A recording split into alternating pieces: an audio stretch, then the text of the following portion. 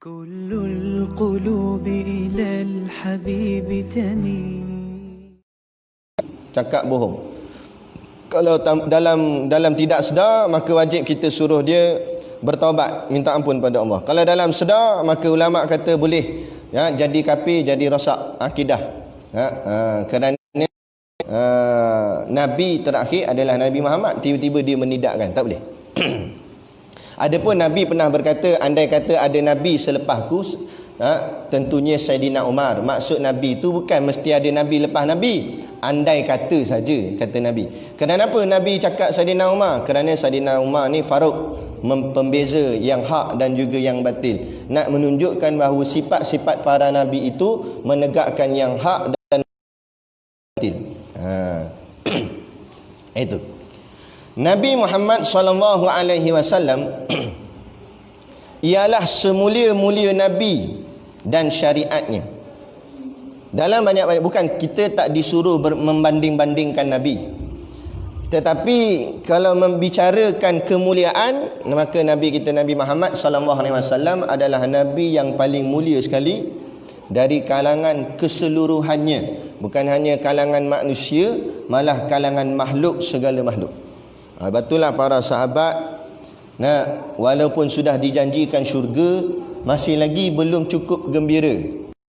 Sehingga sahabat bertanya, nanti kalau aku masuk dalam syurga, adakah engkau bersamaku? Maknanya tak cukup menggembirakan walaupun sudah mendapat syurga, melainkan mendapat Nabi hadir bersamanya dalam syurga. Itu makam orang tinggi. Pada kita yang orang biasa ni, dapat syurga nombor 1 bawah sekali pun tak apa dah, kan? Janji ada bidadari. Tapi makam orang tinggi, bidadari tak bicara dah. Dia nak Nabi. Dia nak bersama dengan kekasihnya. Itu kata kasih. Tapi taklah jadi kafir. Cumanya kita tak meletakkan lagi Nabi itu betul-betul menjadi kekasih kita. Belum betul-betul ni. Kalau betul-betul letak Nabi sebagai kasih, habis semua benda nak tiru Nabi. Sehingga ada seorang sahabat tu, masa Nabi hidup, Nabi berjalan dengan dia. Jalan, nampak ada satu pohon pokok, dia punya dahan dia tu melintang. Sampai kat situ Nabi tunduk kepala kerana mengelak dahan. Jadi sahabat tu pun ikut, sahabat tu tengok. Dan dia ingat tempat tu. Bila Nabi dah tak ada, Nabi dah wafat, kebetulan pokok tu pun mati dah. Bila sahabat ni lalu kawasan tu, sahabat tunduk kepala. Sehingga sahabat lain tanya, kenapa kamu tunduk kepala? Kerana aku melihat Nabi tunduk kepala. Kerana di sini dulu ada pokok. Padahal pokok tak ada dah. Sampai ke tunduk kepala pun ikut juga. Itu dipanggil fanatik. Fanatik dengan Nabi tak apa, tak ada masalah. Yang tak boleh fanatik dengan YB. B juga belakang, yang tu tak ada guna. Fanatik Nabi tak apa. Tapi banyak orang sekarang ni fanatik YB, berebut nak jadi YB. Orang berebut nak ikut Nabi. Itu semulia-mulia. Dalam satu riwayat, an Aisyah qalat, dari Sayyidatina Aisyah radhiyallahu anha berkata, kana Rasulullah sallallahu alaihi wasallam idza amarahum minal a'mali bima yutikun. Apabila Rasulullah sallallahu alaihi wasallam menyuruh para sahabat berbuat satu-satu amal, Rasulullah suruh buat amal tu yang mampu mereka kerjakan. Kemudian kata sahabat, qalu inna lasna kahaiatika ya Rasulullah. Kami tidaklah seperti engkau wahai Rasulullah. Innallaha qad ghafara laka ma taqaddama min dhanbika wa ma ta'akhkhar. Kerana engkau ni ya Rasulullah tak ada dosa. Mana buat apa pun tak ada salah, tak ada dosa. Macam kami ni, macam mana pun kadang-kadang ada gak salah, ada gak silap sahabat. Tu sahabat kata dah, kalau kita lagilah. Kan? Jadi kami tak macam kau ya Rasulullah. Maknanya seolah-olah sahabat nak kata Nabi tak payah risaulah. Sebab Nabi tu memang maksum dah, mana dia buat salah. Kami ni ya kena risau. Kemudian apa jawab baginda Nabi sallallahu alaihi wasallam? Dalam hadis tu sebut fayaghdab, Nabi tiba-tiba jadi marah. Hatta yuraful wajhi, sehingga nampak marahnya Nabi itu pada wajahnya. Tak pastilah, mungkin Nabi buat muka geram ke sebagainya, Nabi marah.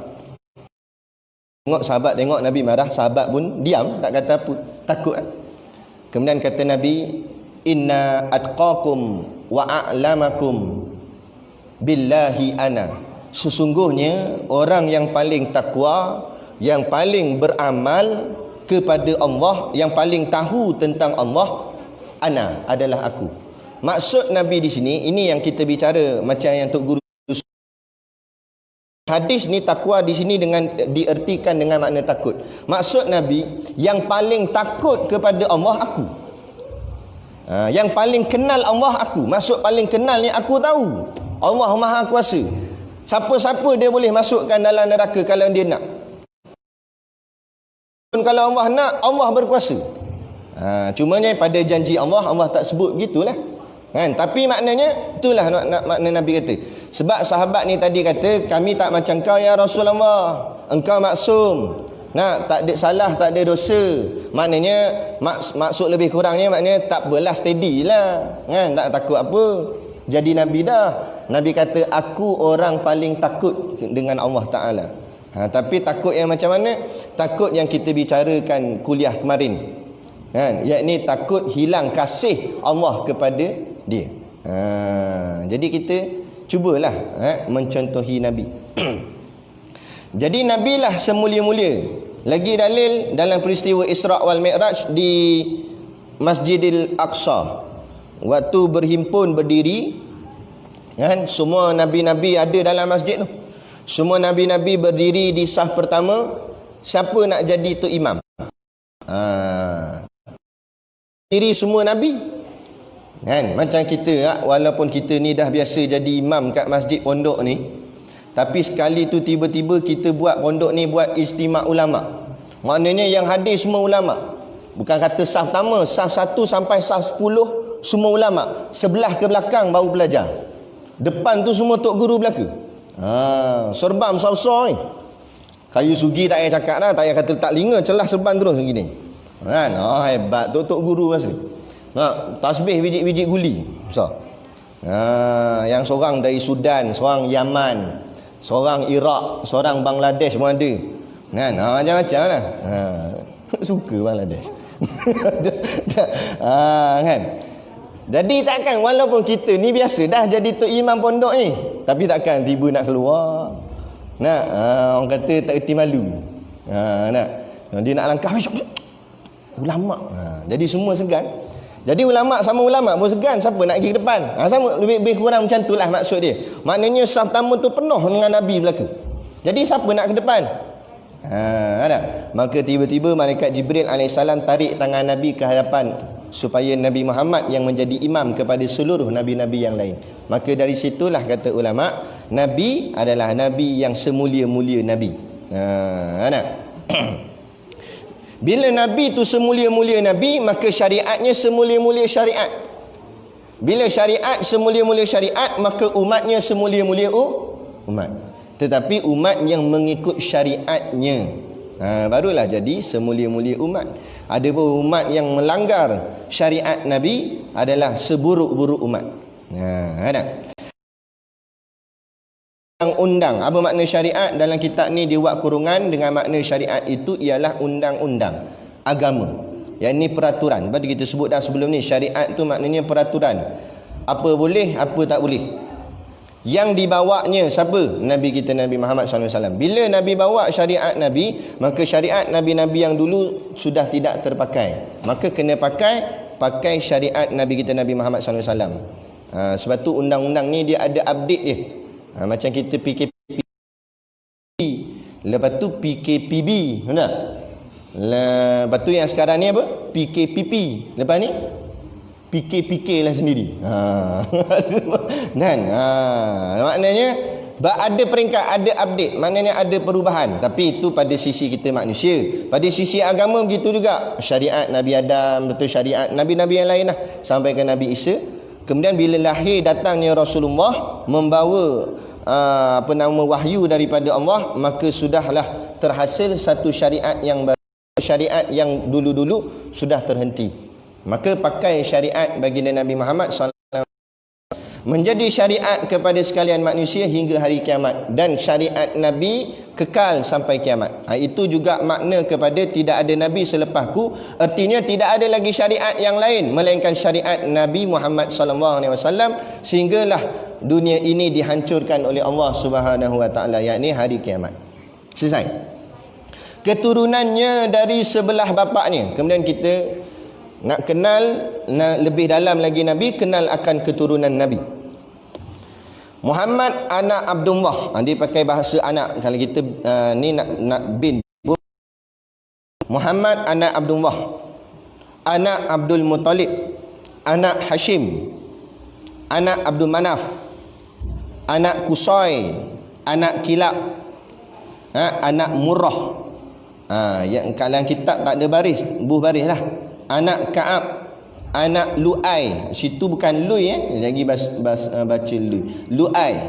Anak Ghalib, anak Fihir, anak Malik, anak Kinanah, anak Khuzaimah, anak Mudrikah, anak Ilyas, anak Mudar, anak Nizar, anak Ma'an.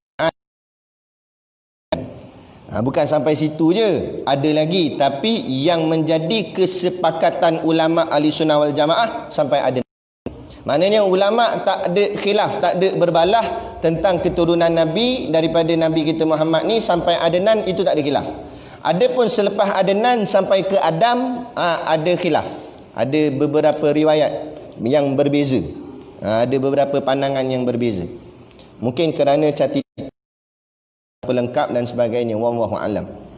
Jadi yang kata tadi keturunan Quraisy tu, itu namanya Fihir. Kalau kita tengok pada nasab Nabi ni sampai dekat Ghalib anak Fihir. Fihir tu nama timang-timangannya adalah Quraisy. Maka semua yang bawah keturunan Fihir dipanggil keturunan Quraisy. Itu yang jadi Arab Mekah Quraisy. Jadi tambahan ilmu kita lah. Kita dengar je orang Quraisy. Apa orang Quraisy? Maknanya anak-anak keturunan Fihir. Ramailah kan kalau pecah bawah tu. Selesai. Keturunannya dari sebelah ibunya, ni mak pula, mak Nabi. Jangan sampai tak kenal mak Nabi. Muhammad anak Aminah. Nama mak Nabi Aminah. Kita biasa dengar Siti Aminah. Siti tu bukan nama. Siti tu dalam bahasa Arab, dalam bahasa Melayu artinya puan. Jadi kita beradab dengan mak Nabi, kita pun sebut Siti Aminah, maknanya puan Aminah. Sampai ke alam Melayu buh nama anak Siti. Nampak? Nama anak dia Siti Zabedah contoh. Macam kenal Siti Zabedah, Siti Kasim Siti Zabedah. Bila kita sebut dijemput puan Siti Zabedah, dua kali puan Zabedah, Siti puan lah. Tak apalah, tak ada masalah bab tu, tak rosak pun. Cumanya nak maklumkan bahawa Siti tu sebenarnya maknanya puan. Jadi namanya Aminah anak Wahab. Kau Wahabi salah faham pula. Anak Wahab, anak Abdul Manaf. Tapi bukan Abdul Manaf yang atas ni, bukan Abdul Manaf yang sama macam atuk Nabi tu kan. Ini Abdul Manaf lain. Anak Zahrah. Anak Zahrah barulah anak Kilab. Kilab ni bertemu dengan nasab ayah Nabi. Kurungan iaitu Kilab yang tersebut pada keturunannya dari sebelah bapaknya. Maka disitulah pertembungan nasab antara ayah Nabi dan mak Nabi bertemu di Kilab. Kilab maknanya yang orang yang sama. Pada Kilab inilah bertemu nasab keturunan bapa Nabi dan ibunya. Dia kata tarikh keputeraannya. Dilahirkan Nabi Muhammad sallallahu alaihi wasallam pada pagi Isnin 12 hari bulan. Nabi lahir waktu pagi. Ingat Nabi lahir waktu pagi. Ada riwayat mengatakan dekat subuh. Tarikhnya 12 hari bulan Rabiul Awal. Tetapi tarikh ni menjadi khilaf di kalangan ulama. Tidak muktamad. Kerana ada pendapat kata 9. Ada juga pendapat mengatakan 12 ni takut-takut ada unsur Syiah. Kerana Syiah berpegang pada 12 imam. Wallahu alam. Tetapi 12 ni lah yang paling masyhur dipakai. Mengatakan Nabi lahir 12 hari awal. Tapi tak ada masalah, bukan kita jadi Syiah pun. Jadi kata ulama, ni bukan tak ingat tarikh lahir Nabi berapa hari bulan pun tidak membatalkan akidah. Ia adalah tambahan ilmu. Entah lebih tahu lebih baik. Jadi tak payah berbalah lah dalam bab ni. Bersamaan dua, kalau kita kira dengan tahun Masihi, tahun Donald Trump ni,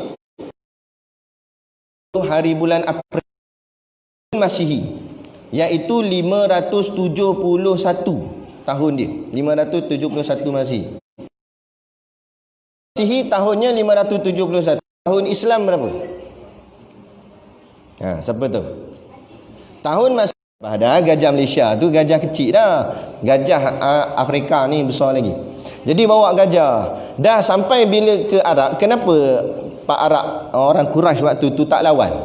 Sebab dia terkejut. Ni kata ulama, dia terkejut melihat tak pernah satu bentuk binatang yang dia lihat. Sebab kat Arab kita sebut dah tadi kan, Arab dia tak ada gajah. Jadi bila tengok gajah besar-besar datang, dia kata ni apa pula ni? Tu yang bertempiaran lari. Akhirnya semua lari belakang bukit, membiarkan Kaabah saja situ. Kemudian mereka berkatalah, kami serahkan kepada Tuan empunya Kaabah, yakni Allah. Maknanya waktu tu mereka tahu dah Allah. Cumanya mereka mensyirikkan Allah, yakni mendua mentigakan Allah. Maknanya percaya Allah tu Tuhan, dalam masa yang sama Al-Lata pun Tuhan, Al-Uzza pun Tuhan, Manat pun Tuhan. Situ yang jadi kafir. Sebab tu kalau kita mengagungkan Allah, dalam masa yang sama mengagungkan pangkat, mengagungkan jawatan, mengagungkan duit ringgit, maka dikira seperti mana syirik pada zaman jahiliah juga. Sebab tu tak boleh hanya semata-mata kerana Allah, barulah itu sebenar-benar iman. Jadi itulah serangan. Akhirnya Allah sendiri yang mempertahankan rumahnya Kaabah itu dengan menghantar burung ababil. Maka berlakulah pertempuran. Sampai ke hari ini batu-batu tu masih lagi ada ketulan-ketulannya di atas tanah. Kalau pergi belah sana, pergi Mekah, minta kepada Mutawif tunjuk di mana tempat tentera bergajah. Dia tak sampai lagi di Kaabah, dia nak dekat sampai, masa tu kena. Aduh. Jadi itulah dia yang dinamakan tahun gajah. Jadi Nabi lahir lepas setengah riwayat kata lepas 50 hari peristiwa tentera bergajah tu. Tentera bergajah tu dia punya tentera dia mati, 50 hari lepas tu Rasulullah lahir. Setengah riwayat dalam kitab sirah sebut. Ada setengah riwayat kata 2 bulan lepas daripada tu. Wallahu a'lam. Kemudian ke tajuk seterusnya iaitu kematian bapanya dan ibunya. Okey, sebelum tu Tok Guru kita, Tok Guru Siddiq Nur, masa baca kitab tafsir pimpinan tafsir Nurul Ihsan, Tok Guru tanya pada kami semualah, kenapa Allah buat ibu bapa Nabi ni wafat? Ayah Nabi wafat semasa Nabi dalam kandungan, mak Nabi wafat semasa Nabi dalam baby kecil lagi, sekitar umur 2 tahun. Lepas tu tak ada.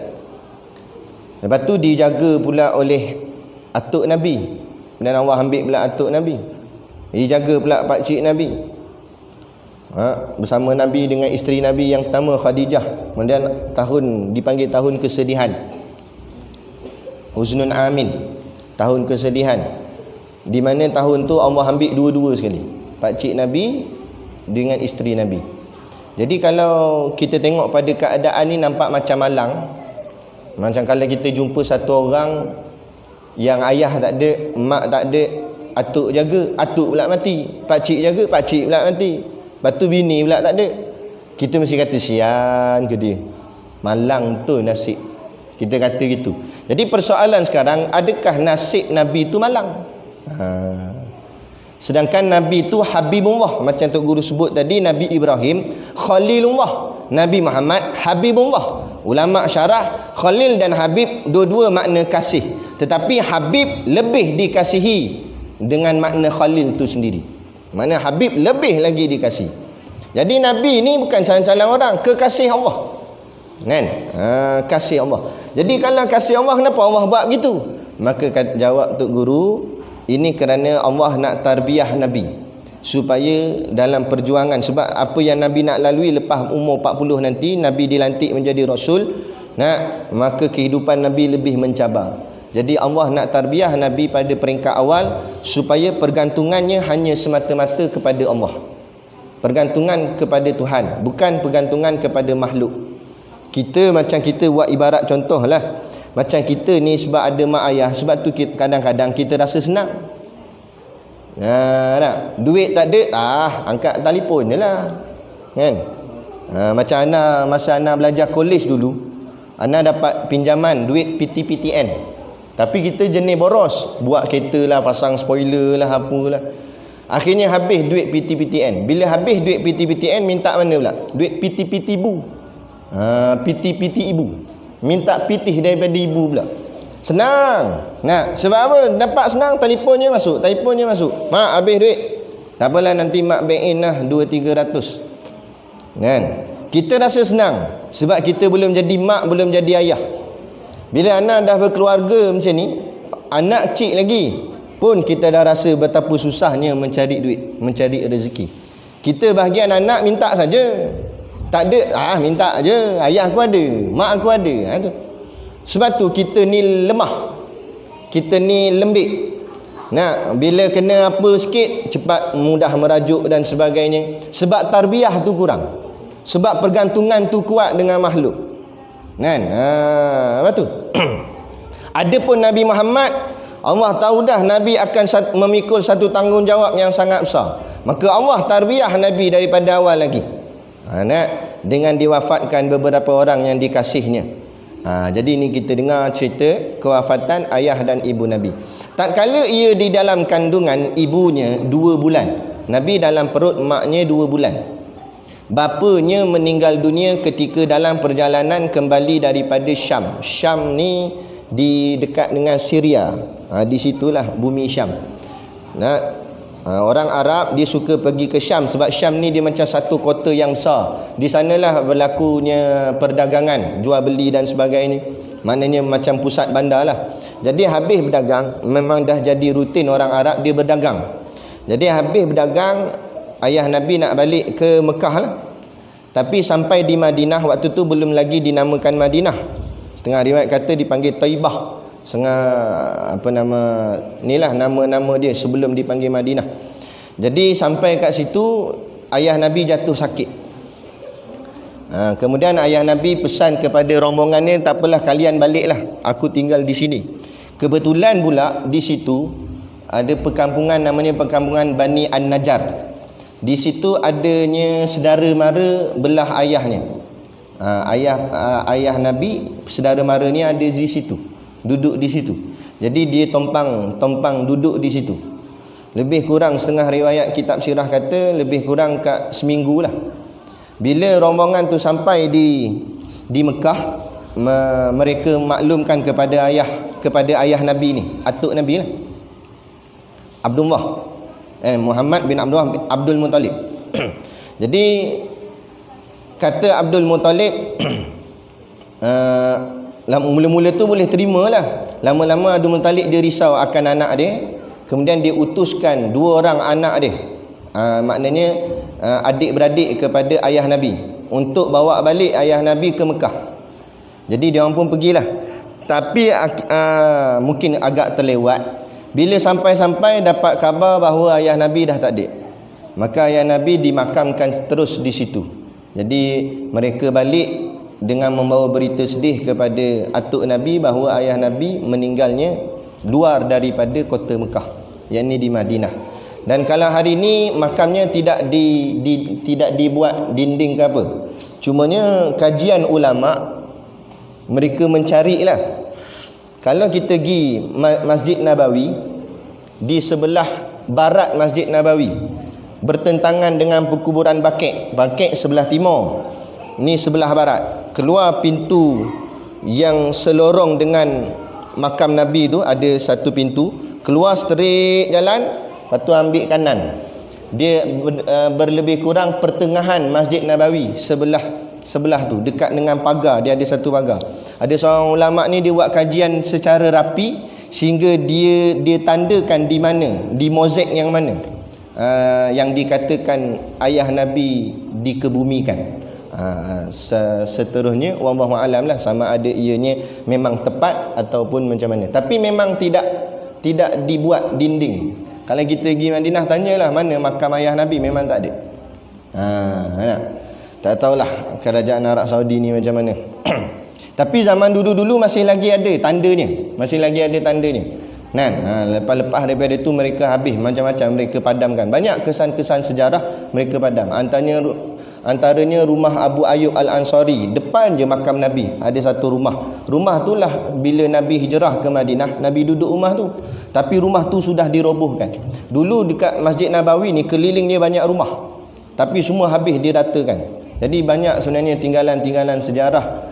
Ya, jadi tujuan kita pergi umrah bukan nak beli tasbih. Nak beli tasbih kedai Jasmine sini Pantai Remeh ada jual, kan? Tapi tujuan kita pergi nak ingat balik sirah perjuangan Nabi. Tetapi bila Arab Saudi buat macam ni, jadi kosong je lah. Sebab tu yang pergi sana setakat nak selfie je, kan? Yang lagi pelik ada lah, jadi trend. Dia tulis doa kat kertas, kan? Lepas tu dia pergi depan Kaabah, dia ambil gambar kertas tu, backgroundkan Kaabah. Dalam kertas tu tulislah, aku doakan semua ahli grup WhatsApp semua dalam sihat, mendapat rahmat Allah, kelepak gitu, kan? Jadi dalam grup pun like. Jadi apa tujuan doa ni? Ngantar kertas, nampak? Doa pada Allah. Tapi hari ni semua benda nak tunjuk ke orang. Ni yang jadi masalah, penyakit hari ni. Derma nak tunjuk ke orang, kan? Habis semua benda nak tunjuk. Doa nak tunjuk ke orang. Tahajud pun nak tunjuk ke orang. Tahajud, habis dia tahajud, dia pun dia tulis kat Facebook, tahajud selesai, alhamdulillah, buat tangan gini.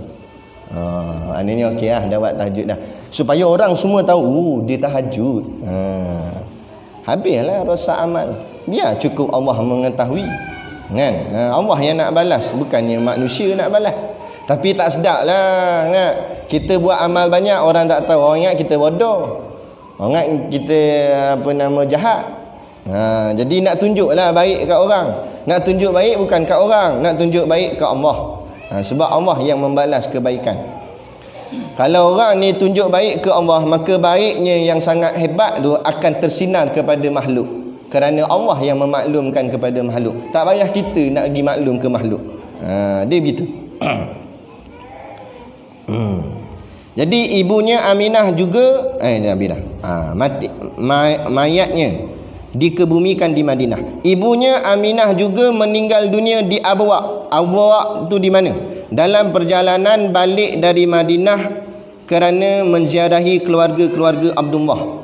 Jadi satu hari Aminah dia pergilah nak tengok, sebab dia tak pernah tengok lagi, tak pernah ziarah lagi makam suami dia.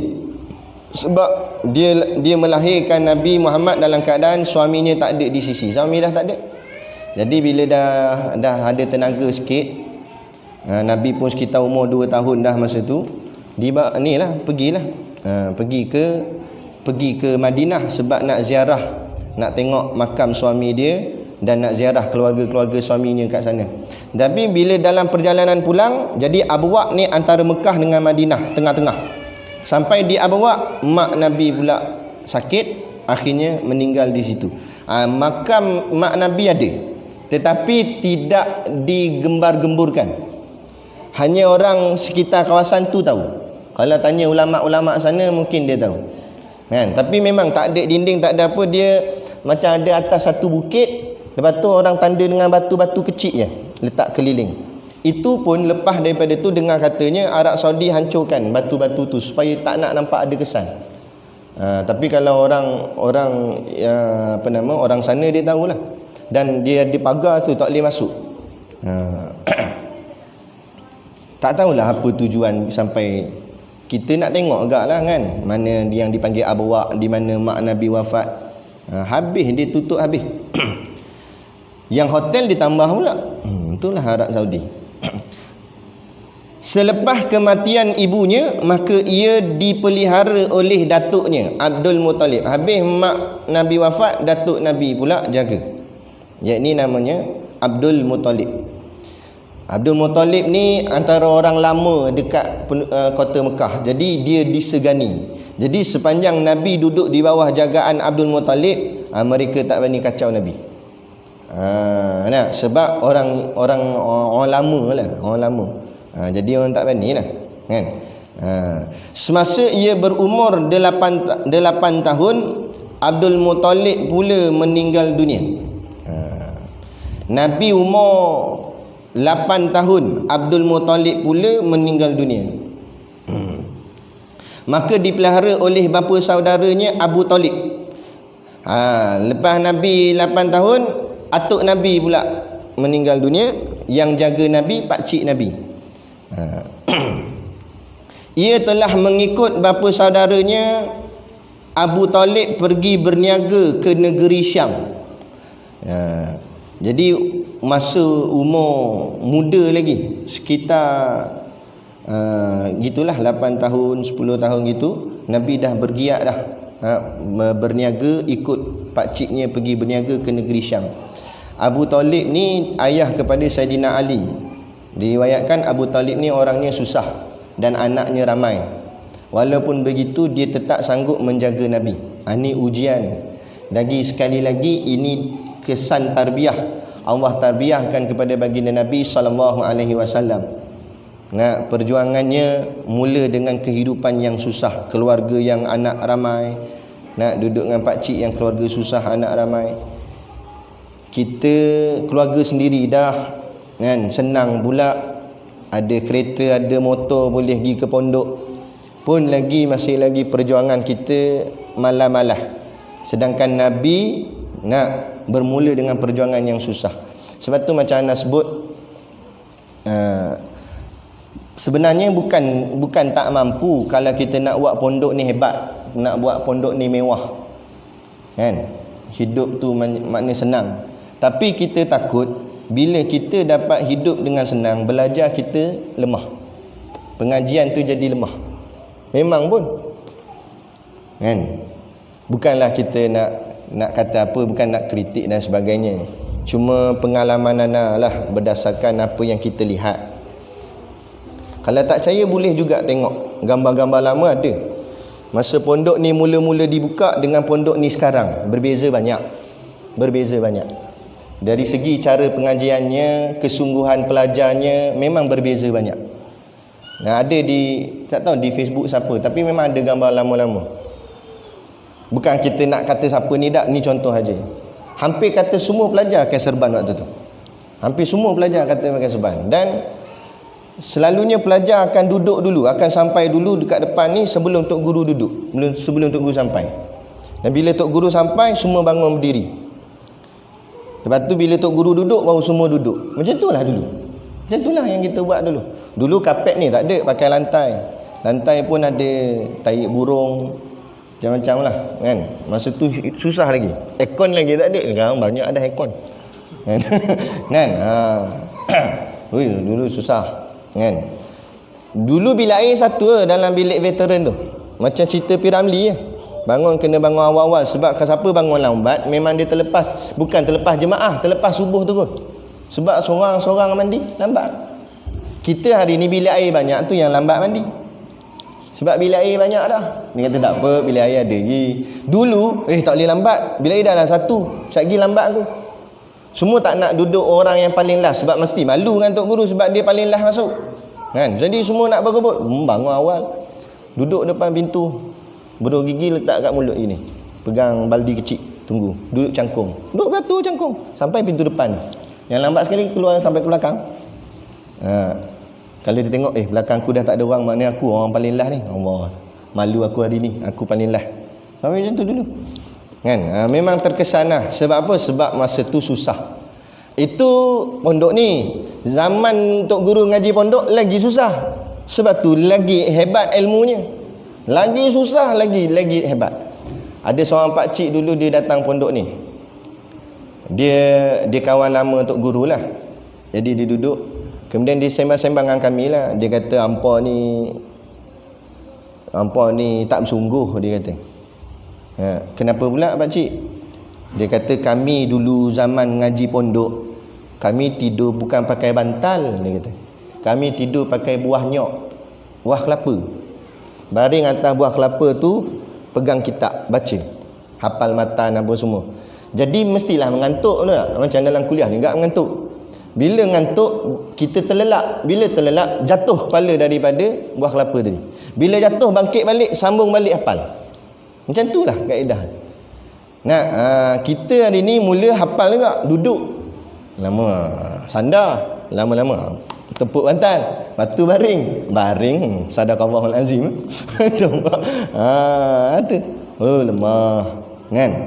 Lepas tu kita sebab tu macam anda cakap tadi, bukan tak boleh nak buat pondok ni sedap, hidup tu selesa, tapi takut pengajiannya bila selesa dia jadi lemah dari sudut pengajian. Jadi tak apalah, berlebih-lebih kurang ni pun jadilah kita bohekon pun, sebab nak apa orang cakap, keadaan dunia pun semakin panas. Tak apalah gitu. Nak Tok Guru cerita pula zaman dia ngaji pondok, lagi dahsyat Tok Guru cerita. Dulu punya pondok, masjid-masjid tak ada, dia pakai surau. Itu pun ikat anak-anak murid ramai-ramai buat. Ikat. Sebab tu Tok Guru kita, dia tak panggil orang luar. Apa saja nak buat dalam pondok, dia panggil anak murid. Sebab itulah kaedah pondok-pondok zaman dulu. Nak buat apa-apa semua anak murid yang buat. Baru dia jadi berkat.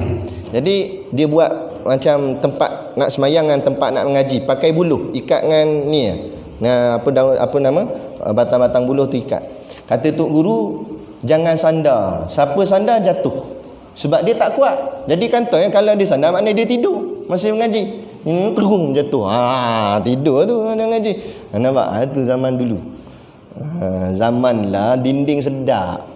Tengok kalau kuliah-kuliah kat masjid luar lah. Sebab tu anda pesan ke AJK yang ni, kita kata kalau nak buat masjid jangan besar sangat. Sebab dia akan duduk paling hujung. Ada satu masjid tu kat Felda mana dah kita pergi ceramah. Masjid dia memanjang sampai belakang. Depa duduk belakang. Mujur sampai situ. Kalau belakang lagi, duduk lagi belakang. Oh, jauh ni duduk. Kita ngajar depan macam ngajar seorang-seorang. Dah kita tak nampak mata rabun. Dia ni dengar gedak belakang ni. Ada. Macam-macam hal. Habis dah. Selepas kematian ibunya, maka ia dipelihara oleh Datuk ni dah. Maka dipelihara oleh bapa saudaranya Abu Talib. Ia telah mengikut bapa saudaranya Abu Talib pergi berniaga ke negeri Syam. Ketika itu ia berusia 12 tahun. Masa tu 12 tahun umur. Macam dah jenam. Tapi umur orang Arab ni lagi-lagi zaman dululah, tak sama macam kita sekarang. 12 tahun ni tak macam budak dah, besar dah. 12 tahun tu macam 18 tahun, lebih kurang. Matang dah. Kita 18 tahun macam 12 tahun. Nah, betul. Kan? Zaman Ana, ni zaman Arab, ni zaman Ana lah. Zaman Ana masa zaman sekolah dulu. Ana tingkatan 1 baru keluar darjah 6. Lepas tu kita dah tukar seluar biru ke seluar hijau. Excited lah masuk sekolah menengah. Nah, jadi masa zaman tu sekolah ada 2 sesi. Sesi pagi, sesi petang. Sesi pagi ni tingkatan 1 sampai tingkatan 3. Sesi petang tingkatan 4, 5. Masa nak tukar sesi, nak kita pula masuk, bersilih gantilah dengan pelajar senior tingkatan 5. Masa tu kita selisih. Kita tingkatan 1 selisih dengan budak tingkatan 5. Tingkatan 5 tu macam bapa orang lah. Jambang sini.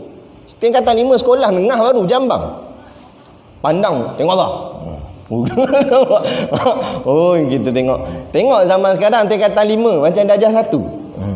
Cik halu. Form apa ni? Form 5. Tingkatan 5. Ingat pasti.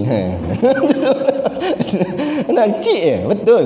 Makin lama manusia makin kecil, makin pendek, umur pun makin pendek. Seorang tu je lah 94 pun. Tu dia. Berusia 12 tahun.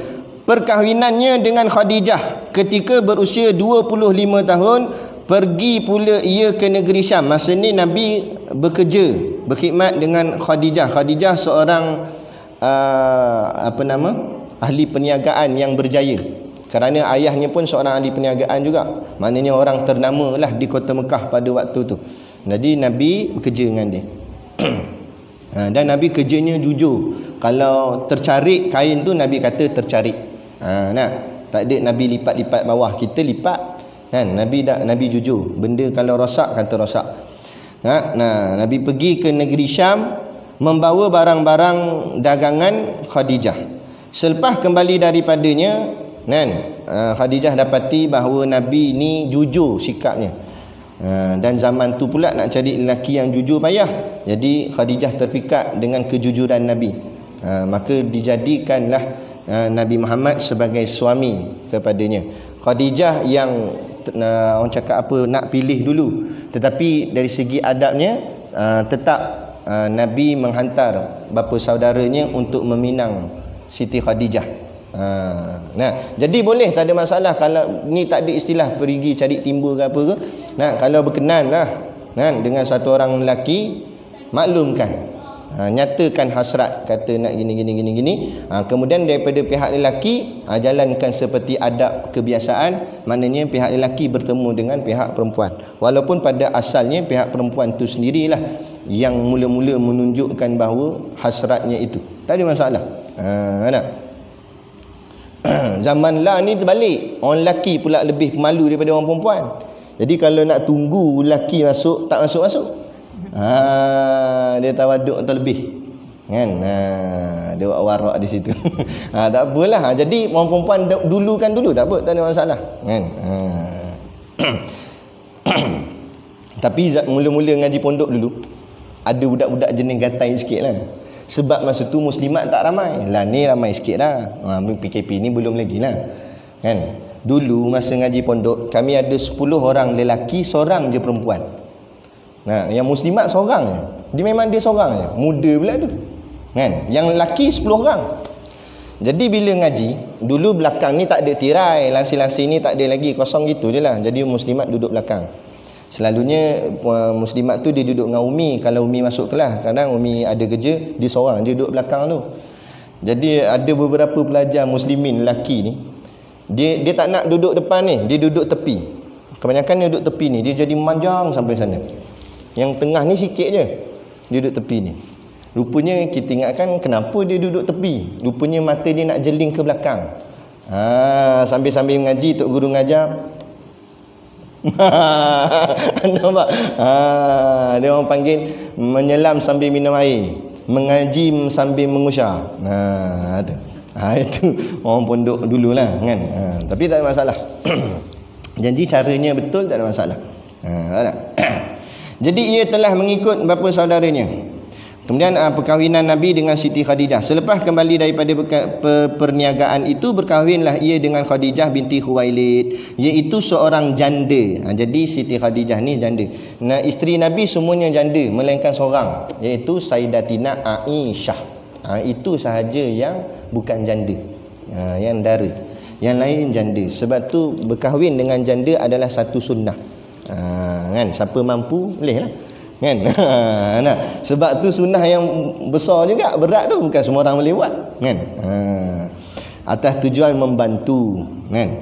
Iaitu seorang janda yang kaya dan berketurunan mulia, menyelesaikan perbalahan. Nabi seorang yang bijak semasa ia berusia 35 tahun, belum lagi jadi Nabi. 35 tahun. Terjadi bah maknanya banjir yang besar di negeri Mekah sehingga roboh dinding-dinding Kaabah. Sebenarnya Kaabah ni banyak kali roboh dah. Salah satunya masa peristiwa ni. Banjir besar berlaku, dinding Kaabah roboh. Tapi di Mekah sendiri pun jarang-jarang hujan. Kalau dapat hujan seronok sangatlah. Kalau siapa pergi kat Mekah, atas bumbung tu dia ada dipanggil ada di macam satu saluran air yang diperbuat daripada emas. Raja-raja Arab dulu depa tempah emas letak atas tu kan. Kalau air hujan turun jatuh kena bumbung, air tu akan mengalir ikut saluran tu jatuh bawah. Siapa yang dapat minum air tu sangat bertuah, kata ulama. Kerana air yang turun daripada bumbung Kaabah air yang sangat berkat. Nah, kita kadang pelik tak sebab Kaabah ni dia tak ada bumbung, kan? Dia tak ada bumbung. Tapi jaranglah nak jumpa taik burung jatuh. Burung ada terbang atas tu. Kadang burung pun dengan sama tawaf juga, pusing-pusing. Tapi jarang. Tapi masa Ana pergi dengan adik Ana, pergi ke, masa tu kami di Madinah. Masjid Nabawi dekat bahagian tengah ada satu bahagian dia tidak berbumbung. Dia macam ada kosong sikit. Bahagian lain tu berbumbung. Jadi masa tu kami semayang sebelah-sebelah. Jadi sementara masa tu lepas habis semayang maghrib nak tunggu isyak. Jadi tunggu sementara tu kan, adik anak dia tiba-tiba kata, dia kata, ish, tengok ada burung tapi tak ada taik burung jatuh. Lepas dia kata tak ada taik burung jatuh, tepuk jatuh atas bahu dia. Allah nak uji dia. Jatuh terus atas bahu. Terkejut kita tengok, makbul terus tu. Jangan main. Kan, Mekah Madinah ni tempat yang sangat mulia. Ada. Mujur jatuh sini. Nah, jatuh atas muka ke apa?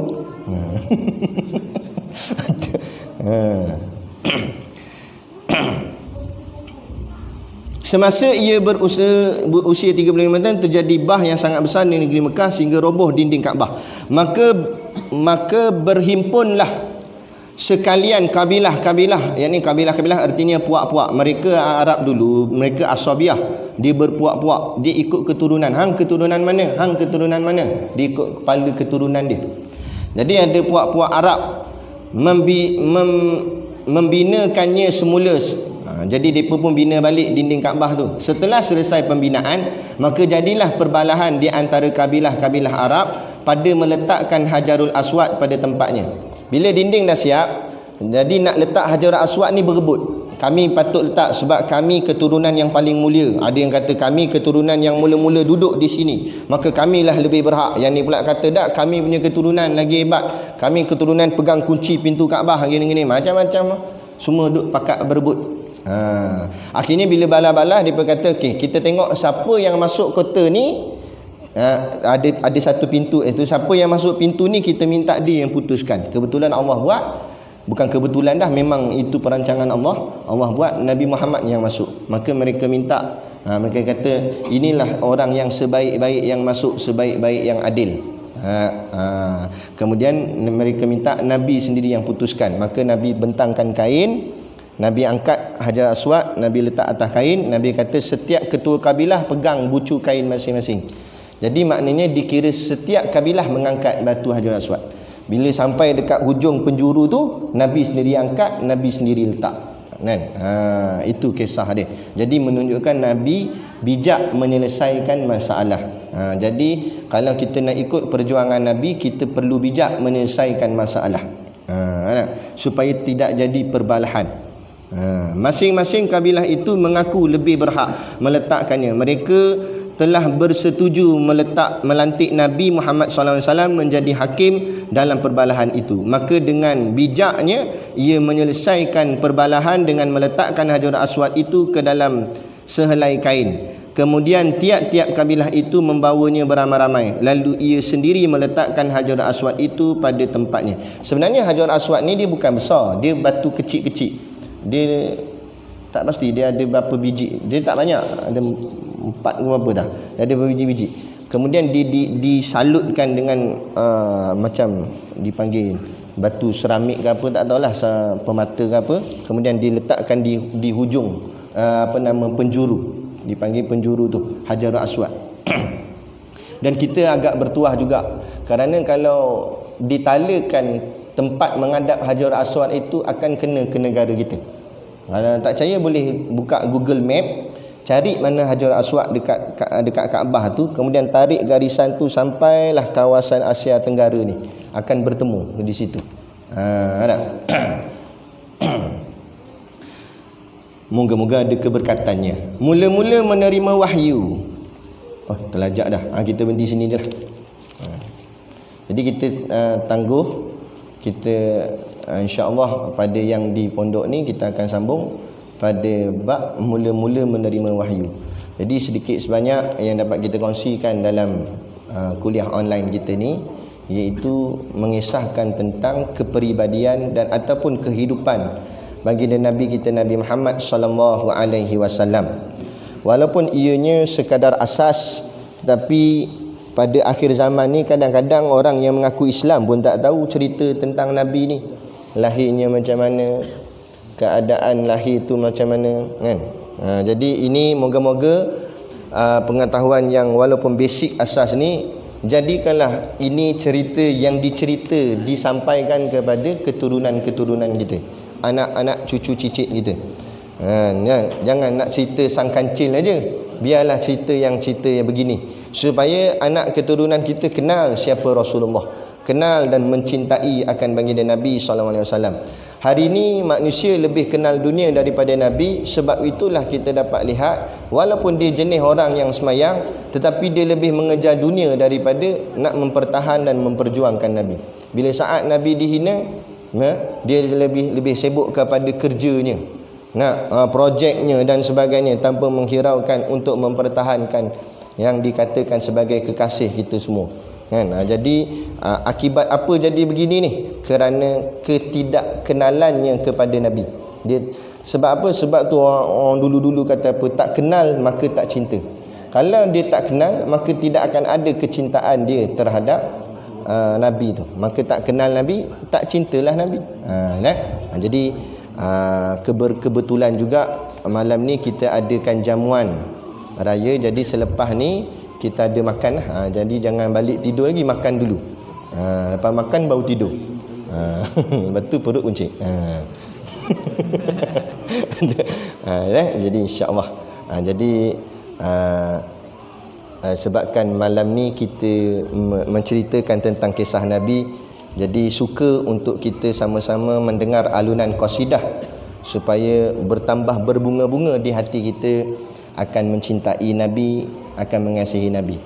Mana tahu siapa beruntung pada malam ni dapat mimpi bertemu Nabi, insya-Allah. Wabillahi taufik wal hidayah. Assalamualaikum warahmatullahi wabarakatuh.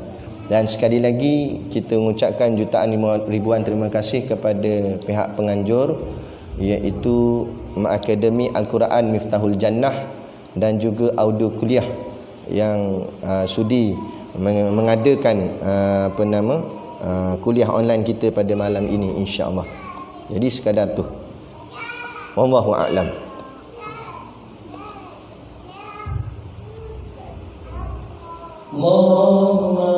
Sama-sama. Oh, itulah. Insya-Allah nanti kita boleh buat lagi, insya-Allah. Sama. Waalaikumsalam warahmatullahi wabarakatuh.